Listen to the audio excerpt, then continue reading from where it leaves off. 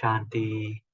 Good morning, Namaste, and a very warm welcome to today's spiritual discussion. एक sugar cane जो होता है, उसको हम कितना भी मार ले, ऊपर से फेंक दे, तोड़ दे, लेकिन अंदर से उसके मीठा ही निकलता है क्योंकि अंदर में मीठा होता है। ऐसे ही परमात्मा हमें बनाना चाहते हैं, इतनी गुड फीलिंग, शुभ भावनाएं, अच्छी पॉजिटिव चिंतन हमारे अंदर चलता रहे, तो सभी के लिए गुड फीलिंग्स ऑटोमेटिकली निकलेगी। बाहर कोई कैसा भी हो, उन्हें हम समझेंगे, जो भी कारण होगा उनके बिहेवियर का, समझते हुए रहम की भावना होगी। आज इसी टॉपिक पर हम डिस्कशन करेंगे कि कैसे हम सभी के लिए गुड फीलिंग्स रखें और क्या ये प्रैक्टिकली पॉसिबल है। हमें गाइड करने के लिए कमल भाई जी साथ में जुड़े हैं। कमल भाई जी का आज के सेशन में बहुत-बहुत स्वागत है। ओम शांति भाई जी, good morning and a very warm welcome. Om Shanti. Good morning, everyone. Thank you so much. भाई जी, स्पिरिचुअलिटी में बहुत सारी बातें हम सुनते हैं और सीखते हैं। जब बात की जाती है कि सभी के लिए अच्छी फीलिंग्स रखनी है, तो मन में एक सवाल आता है कि क्यों सबके लिए अच्छी फीलिंग्स रखें और क्या ये प्रैक्टिकली पॉसिबल है? क्योंकि दुनिया में अलग-अलग तरह के लोग होते हैं। अच्छे लोगों के लिए हम अच्छी फीलिंग रख लें, बुरे लोगों के लिए बुरी फीलिंग रख लें, तो इसमें क्या प्रॉब्लम है? ये हम समझना चाहेंगे। बिल्कुल देखिए, लॉ ऑफ कर्मा को थोड़ा सा अगर हम अच्छे से समझें, है ना, हम किसी के लिए क्या फीलिंग्स रख रहे हैं। एक होता है हम क्या कर रहे हैं, एक वो चीज़ है। वो तो हम सब जानते हैं कि वो कार्मिक अकाउंट में आता है। तो हम बहुत ध्यान रखते हैं कि मुझे गलत नहीं करना है, सही करना है। ये बचपन से हमारे अंदर इनग्रेन किया जाता है। वर्ड्स पर भी ध्यान खिंचवाया जाता है कि किसी को ऐसा नहीं बोलना है जो उसको बुरा लगे। पर थॉट्स लेवल पे नहीं ध्यान खिंचवाया जाता है कि हम सोच क्या रहे हैं, हम फील क्या कर रहे हैं। क्योंकि तीन चीजें हैं जो कर्म में आती है ना, थॉट्स, वर्ड्स एंड एक्शन। सिर्फ वर्ड्स एंड एक्शंस नहीं, हम सोच क्या रहे हैं। तो दूसरों के लिए गुड फीलिंग्स रखना, उसके लिए करना क्या होगा, पहले खुद अंदर से अच्छा फील करना पड़ेगा। पहले तो क्योंकि हिंदी में एक बात कही जाती है कि शुभ चिंतक, जैसे कहा ना, गुड फीलिंग्स रखनी है दूसरों के प्रति, प्योर फीलिंग। तो हिंदी में उसको कहते हैं शुभ चिंतक बनना। शुभ चिंतक के लिए शुभ चिंतन चाहिए, है ना। जब यहाँ पर अच्छा चिंतन चल रहा है, अच्छे थॉट्स चल रहे हैं, हम अपने लिए अच्छा अच्छा सोच रहे हैं, दूसरों के लिए अच्छा अच्छा, तभी तो सोच सकते हैं। हम खुद ही परेशान हैं, जेलसी है मान लीजिए हमारे अंदर, हमारे अंदर लालच है, मोह है, अहंकार है। कैसे हम दूसरों के लिए फीलिंग्स अच्छी क्रिएट कर सकते हैं? क्योंकि वहां तो आएगा ये, इसने ऐसे कैसे बोला, मैं क्यों अच्छे थॉट्स क्रिएट करूं इसके लिए, इसने मेरे साथ बुरा किया, इसके साथ तो इससे भी ज्यादा बुरा होना चाहिए, है ना। तो ये हम कब करते हैं? जब हम यहाँ पर अच्छा नहीं सोच रहे हैं, जब हम हाई वाइब्रेशंस में नहीं। अगर मैं हाई वाइब्रेशंस में हूं तो क्या होगा, मुझे किसी से कुछ नहीं चाहिए, राइट। कोई कैसे बात कर रहा है, और एक बहुत सुंदर बात है कि कोई कैसे बात कर रहा है, वो ये नहीं बता रहा है कि मेरे बारे में क्या बात कर रहा है, वो ये बता रहा है उसकी स्ट्रगल है, जो उसके लाइफ के जो अनुभव है, शायद वो कड़वाहट है, चाहे वो असंतुष्टता है। तो सबके लिए प्योर फीलिंग्स रखना। और प्योर फीलिंग्स रखने के लिए अगर हम जैसे सोचिए यहाँ पर सभी लोग हैं और हम भी यही हैं, तो नहीं रख पाएंगे। हमें यहाँ से ऊपर उठना पड़ेगा। जब हम ऊपर उठकर, साक्षी भाव यही है कि हम ऊपर से देख रहे हैं, जब उन हाई वाइब्रेशंस में है, तब फिर हम सबके लिए प्योर फीलिंग्स या कंपैशन, है ना, ये सब चीजें क्रिएट कर सकते हैं। राइट भाई जी। तो कहीं न कहीं पहले इनर क्लींजिंग करनी होगी, अंदर में हमारे अच्छा चलता रहे, शुभ चिंतन चलता रहे। जब शुभ चिंतन हमारा चलता रहेगा, तो ऑटोमैटिकली सभी के लिए हमारी फीलिंग्स अच्छी होगी। भाई जी, 2 इक्वेशंस है। एक है कि अगर वो अच्छे हैं तो हम अच्छा सोचें, और दूसरा है कि हम अच्छा सोचे तो वो अच्छे बन जाएँगे। और यूजुअली घर में भी हम देखते हैं कि छोटे बच्चे हैं, हम कहते हैं बहुत खराब है, बहुत बुरा है, बात नहीं मानता। अलग-अलग शब्द यूज़ करते हैं क्योंकि हम डेली लाइफ में देखते हैं कि वो ऐसा बिहेव कर रहे हैं। तो क्या हम इस इक्वेशन को चेंज करें, और क्या इस इक्वेशन को चेंज करने से क्या जो गलत है वो सही हो जाएँगे हमारी सोच से? ये भी हम जानना चाहेंगे। बिल्कुल देखिए, घर के जो वाइब्रेशंस है ना, हम क्या सोच रहे हैं, वो बहुत मैटर करता है। हम जो सोच रहे हैं पूरे दिन भर में, मान लीजिए सुबह से उठे और पॉजिटिव सोच रहे हैं, नेगेटिव सोच रहे हैं, वेस्ट सोच रहे हैं, तो वो घर के वाइब्रेशंस बन रहे हैं। फॉर एग्जाम्पल मान लीजिए हम किसी ऐसे स्थान पे जाते हैं, मान लीजिए हम सेंटर पे गए और वहां पर मेडिटेशन रूम है, ठीक है। अब कोई व्यक्ति आया, उसने कोई ऐसा अभी सच कोई अच्छा कर्म मान लो वो नहीं करा, शांत है उसका मन, वो आता है और जो मेडिटेशन रूम है वहां बैठता है।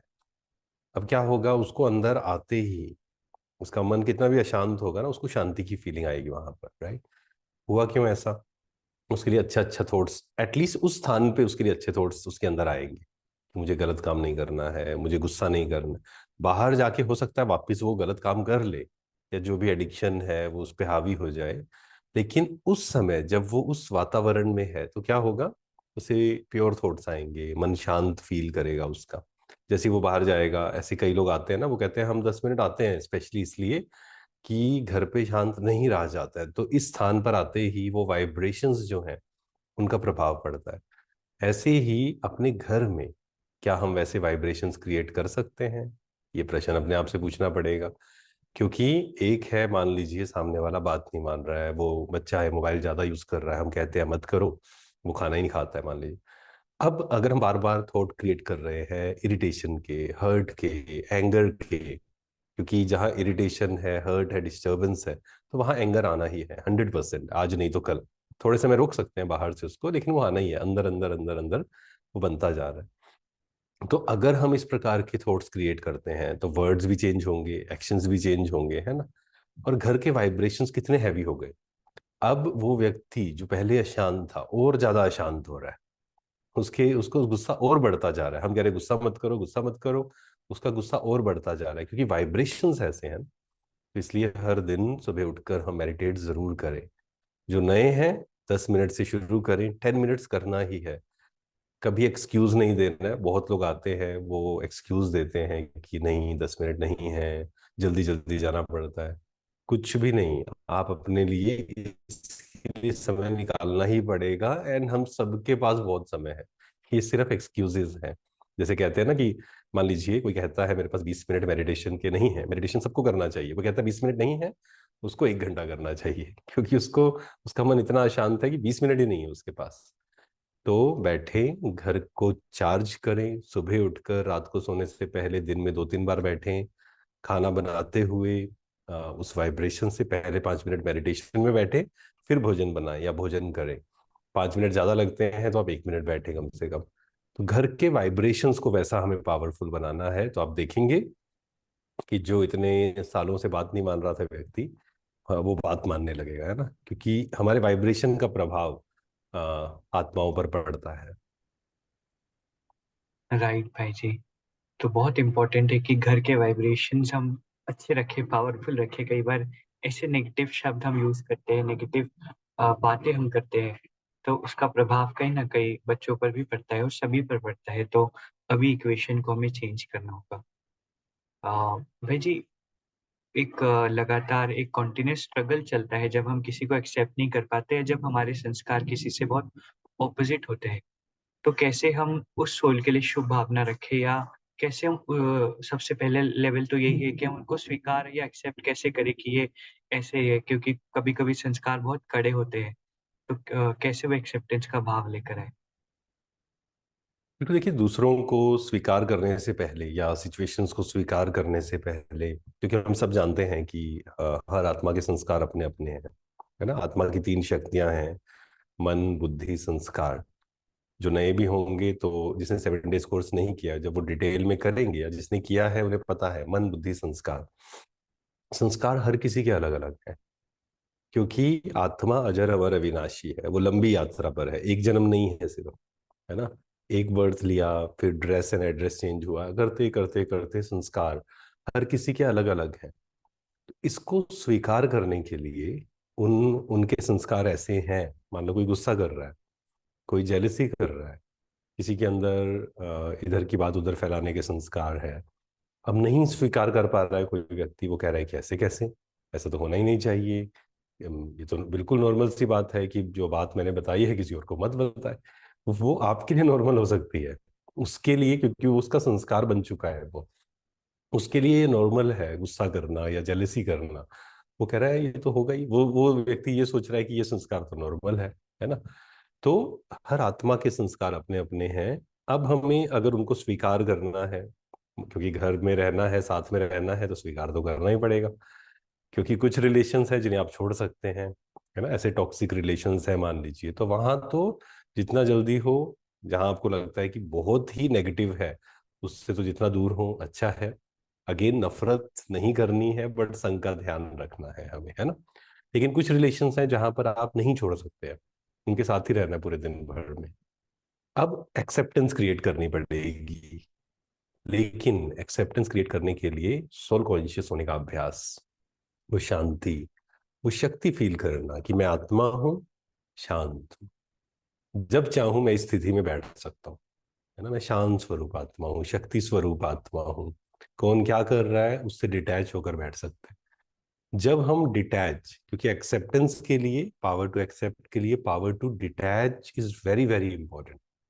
जब हम डिटैच होते हैं ना, तब स्वीकार करना हमारे लिए बहुत ईजी है। क्योंकि डिटैच होकर हम एक्सपीरियंस करते हैं कि शांति, खुशी, प्रेम, आनंद, शक्ति, ये मेरी ओरिजिनल नेचर है आत्मा की। ये बाहर लोगों पे डिपेंडेंट नहीं है। तो जैसे ही वो डिस्टेंस हम क्रिएट करते हैं, डिटैच होते हैं, then it becomes very easy to accept others. कि वो आत्मा अपनी यात्रा पर है। मान लो एक माँ है, उसका बच्चा अच्छे से नहीं पढ़ रहा है, मान लीजिए गलत संगत में है, मान लीजिए कि वो ड्रिंक्स और ये सब कर रहा है, बहुत गलत संगत में है। अब वो जो माँ है वो दुखी हो रही है पूरे दिन भर में, क्या होगा बच्चे का, ये होगा वो होगा। समझा तो लिया, गुस्सा भी कर लिया, सब कुछ करके के देख लिया, नहीं मान रहा सामने वाला, क्योंकि उसकी अपनी यात्रा है। तो यहाँ पर ना चाहे या ना चाहे कोई व्यक्ति, डिटैच होना ही पड़ेगा हमें। कि वो आत्मा अपनी यात्रा पर है, उसके अपने संस्कार हैं। तो सबसे पहला स्टेप क्या हुआ कि मैं शांत हूँ, सबसे पहला। अब मैं जब शांत हूँ, शक्तिशाली हूँ, now I can give vibration. उस आत्मा को मैं क्या कर समझा के देख लिया, डांट कर भी देख लिया, सब कुछ करके, रोक कर, दुखी होकर। अगर दुखी होने से सोल्यूशन निकल रहा है तो कोई प्रॉब्लम नहीं है, चिंता करने से सोल्यूशन नहीं निकल रहा ना, तो एक ये ट्राई करके देखिए, उनको वाइब्रेशंस दीजिए। और जब आप डिटैच होंगे, फिर जब समझाएंगे तो सामने वाला समझेगा उस चीज को। ये भी प्रैक्टिस करके देखें। तो सबके संस्कार अलग अलग हैं, लेकिन उसके लिए एक practice which is very very important, वो है शिफ्ट, कॉन्शियसनेस का शिफ्ट, बॉडी कॉन्शियस से सोल कॉन्शियस की। वेरी ट्रू भाई जी। तो कहीं ना कहीं आगे वाली आत्मा कमजोर होती है, इतनी शक्ति नहीं होती, वो वाइब्रेशन हमें ही उनके अंदर में भरनी होगी, तभी उनके अंदर वो चेंज आएगा। तो सबसे पहले डिटैच होना पड़ेगा। डिटैच मतलब हम इंडिपेंडेंट है, हमारे मूड, हमारी स्थिति खराब नहीं है। और फिर हम उनको सकाश दे, उन्हें पावर्स दे। इसमें हम एक्सेप्टेंस पावर को डेवलप कर सकते हैं, और इस बात को ज़रूर समझना है कि it is possible to have good feelings for everyone. आज बहुत इंपॉर्टेंट टॉपिक पर हमारा डिस्कशन रहा। कल इसी तरह हम स्पिरिचुअल डिस्कशन के लिए साथ में जुड़ेंगे। आज के इस खूबसूरत सेशन के लिए आप सभी का, परमात्मा का और भाई जी का बहुत बहुत शुक्रिया। ओम शांति भाई जी। Thank you very much. ओम शांति, थैंक यू वेरी मच। अभी हम 2 मिनट के लिए मेडिटेट करेंगे। पूरा ध्यान खुद पर ले आए, चारों तरफ से ध्यान हटा दें। मैं आनंद स्वरूप आत्मा हूं, शक्ति स्वरूप आत्मा। मेरा मन बिल्कुल शांत है, कोई हलचल नहीं।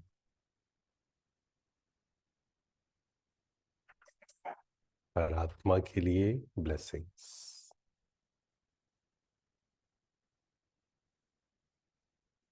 किसी के लिए नफरत नहीं, ईर्ष्या नहीं। मेरा मन बिल्कुल प्योर है। ओम शांति। शुक्रिया, शुक्रिया।